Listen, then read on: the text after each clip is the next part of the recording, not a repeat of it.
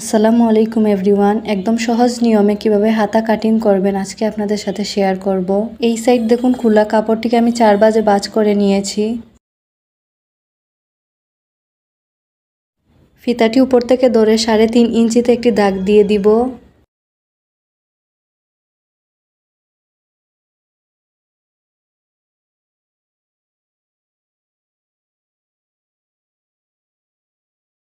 তো এখন ফিতাটি উপরে এইভাবে বাঁকা করে ধরে 38 বডির জন্য এখানে আমি 8 ইঞ্চিতে দাগ দিব।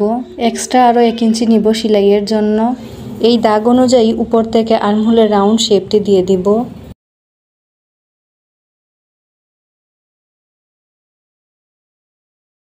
হাতার লম্বা নিব 18 ইঞ্চি।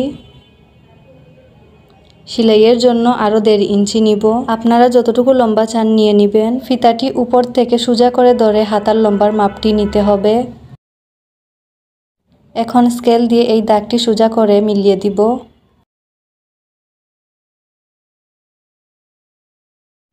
হাতার নিচ আমি একটু বড় রাখবো, এর জন্য নিয়েছি 6.5 ইঞ্চি।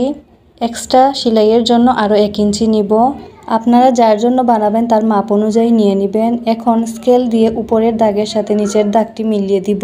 ভিডিওটি ভালো লাগলে অবশ্যই লাইক কমেন্ট করবেন। আরও নতুন নতুন ভিডিও পেতে অবশ্যই চ্যানেলটি সাবস্ক্রাইব করে পাশে থাকবেন।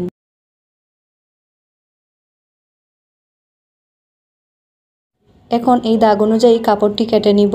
এই মাপ অনুযায়ী খুব সহজে আপনারা 38 বডির জন্য হাতা কাটিং করতে পারবেন।